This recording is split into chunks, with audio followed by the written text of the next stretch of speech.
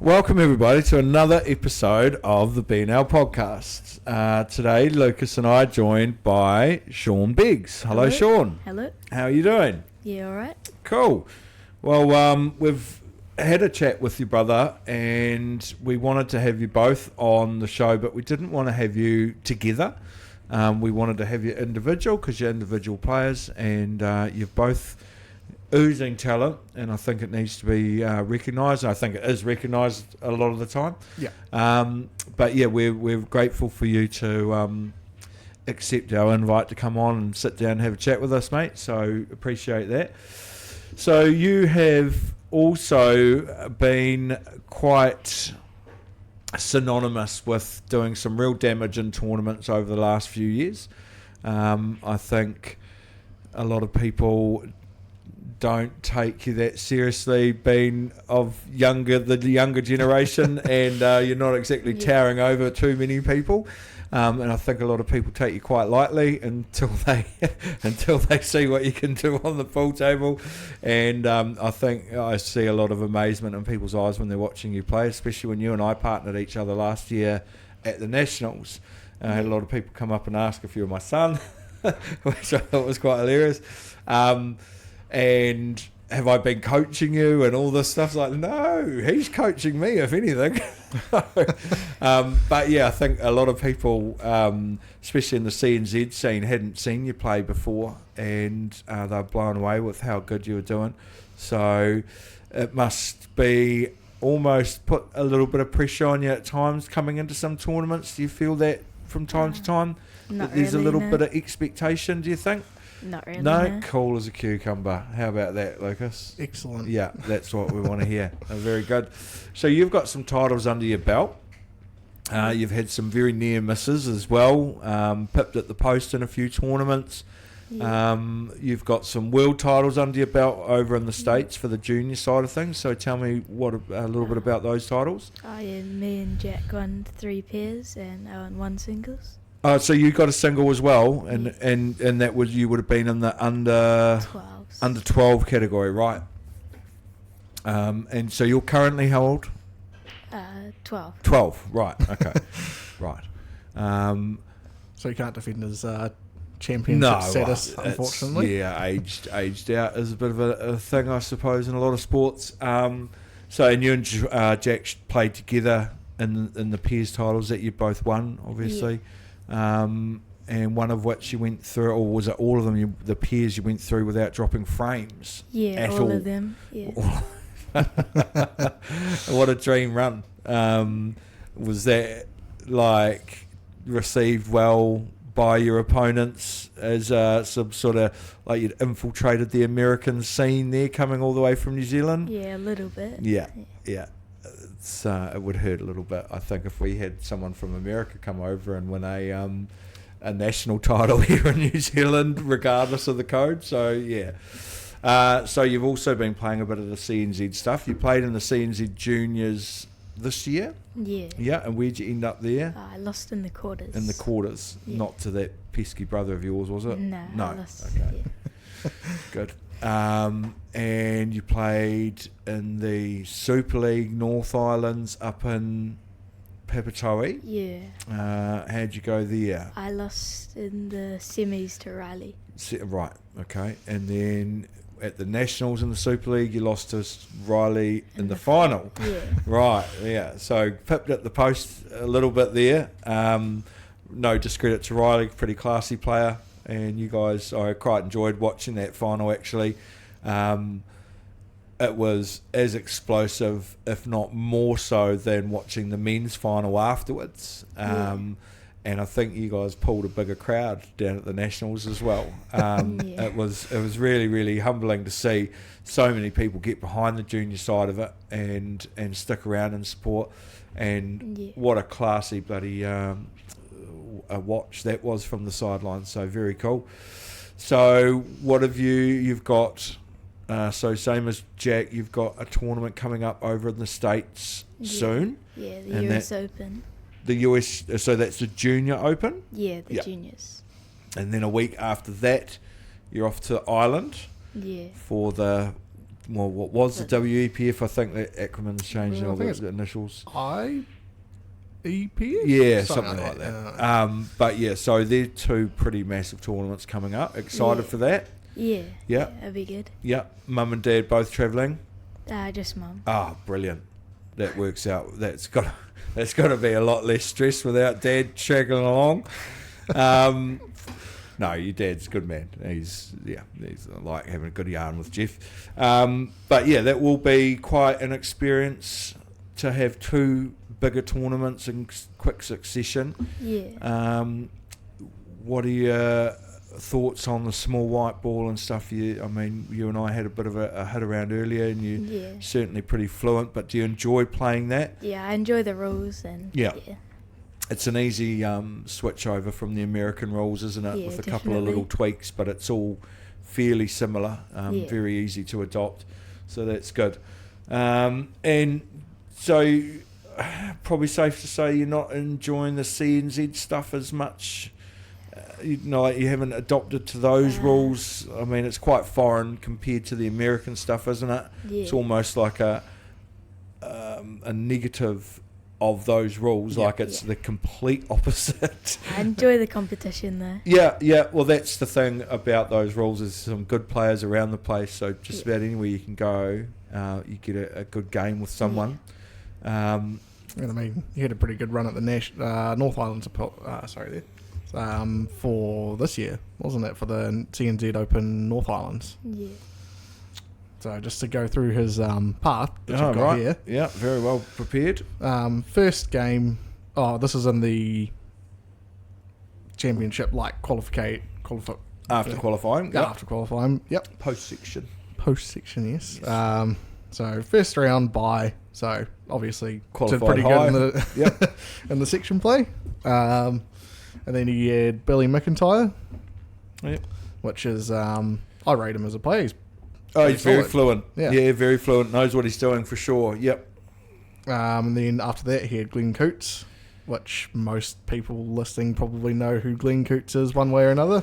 So quick rundown on Glenn Coots. I don't think there's too many tournaments that Glenn hasn't won over his 30-odd year career. And, I mean, he's not the youngest anymore, but he's still extremely talented and on the ball. So that's a huge win. I've had some battles with Glenn, but I don't think I've actually ever taken him. Oh, no, I think maybe in a pre-tournament, maybe. But, yeah, not when it really mattered. So that's a huge scalp. Yeah, so on from that. And then you had Jack after that. So your brother. Yeah. You guys meet quite often, don't you, in tournaments? Yeah. It's maybe worth starting to schedule same weekend different tournaments so you don't have to worry about it. Then you can both come back winners. That must get a little bit annoying. Luckily, Lucas and I haven't had to run into each other too often. We don't run, so... Yeah, well, we're never going to run. But, yeah, that's usually because one of us is qualifying and the other one's not. So, yeah. It's always unfortunate to sort of get pipped against your mate or your brother or whoever you might be travelling with and that sort of thing. It's especially when one of you has to drive back. Yeah, well, it's quite common too. Like you travel all this way with someone and then they're in your section or something like that. It's kind of sucks. But anyway, right. So you have played a little bit of the hayball stuff as well? No. Or no, not yet. So you've not had a jam on an actual hayball table? No. Cool. Excited about that coming to New Zealand and becoming a little bit more accessible. I would quite like to have a jam on those tables. They look interesting. Yeah, bit of a best of all worlds. Yeah, a real hybrid of all the things that most people love about Q Sports.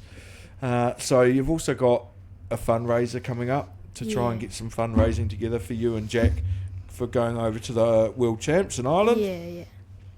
That's on the 20th of July, I believe, which is a Sunday, down at the Waikato Commerce Club. So anyone listening would like to come along and support in any way they can. It will be a tournament format of some description to be figured out on the day based on how many entries we've got. Also to give Jack and Sean a bit of practice, and hopefully we get some good players along and make it as tough as we possibly can. There won't be any gimmies. No one's going to be giving you the walk. You're going to have to battle your way for any victory that you get on that day, that's for sure, but it should be some pretty stiff competition. So that's a cool one.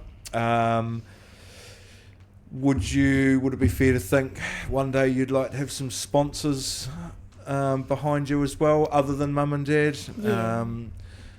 Well, you've already got the Shot Clock, I believe, is one of your sponsors by Cash, who Oh, yeah. we just talked briefly with yeah. Jack. Well, last time we talked with Jack, that was his sponsor as well. So, Right. Okay, so does he Cash help you a little bit as well? Yeah, Oh, yeah. brilliant. Okay, cool. It's a cool app that he's developed there. Yeah, really cool. I've heard some really great things. I haven't used it myself, but I know some people that had some of the early versions to help with the R&D and give feedback on, and they loved it, absolutely loved it. Yeah. So that's pretty cool to see Cash being active in the scene and creating some products for the players. Yeah. It's pretty cool. Yeah. What would be at the top of the mountain as far as a tournament that you would want to play the most? Probably the Matchroom World Championship. Okay, so Yeah. that's the US Open? No, that's the World Championship. Oh, right. Yeah. Okay. And where's that usually played, or does that travel around the place? I think the last year's was in Saudi Arabia, and it's in Saudi Arabia again this year. Oh, okay. Cool. Yeah. So that's the pinnacle as far as you're concerned in the American code of things. Yeah. And what's the pinnacle in the New Zealand Charter Club stuff, mate? Maybe win the Nationals or something. Yeah, it's not much after that, is there? Not really, Yeah.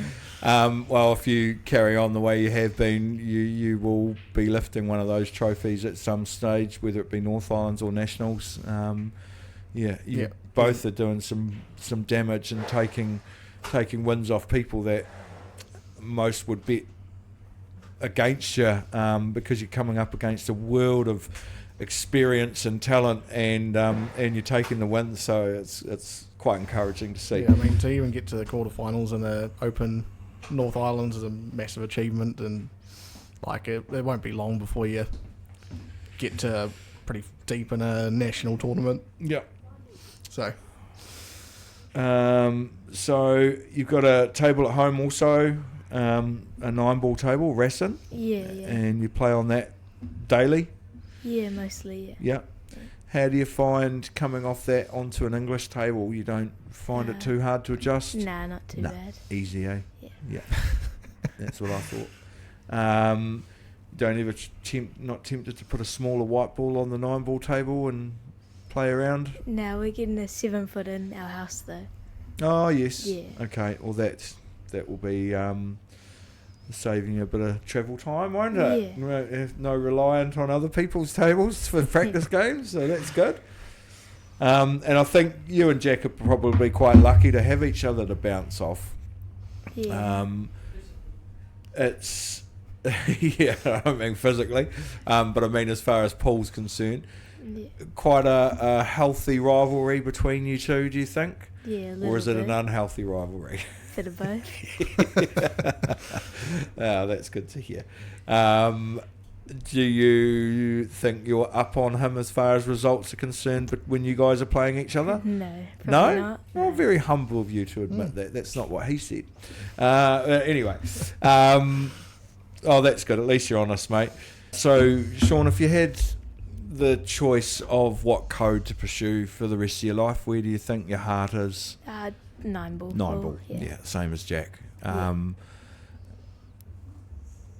think it's a little bit lacking the scene in New Zealand as far as 9-ball's concerned, isn't it? Yeah. There's only a few venues that really pursue it Yeah. from a professional standpoint. Yeah.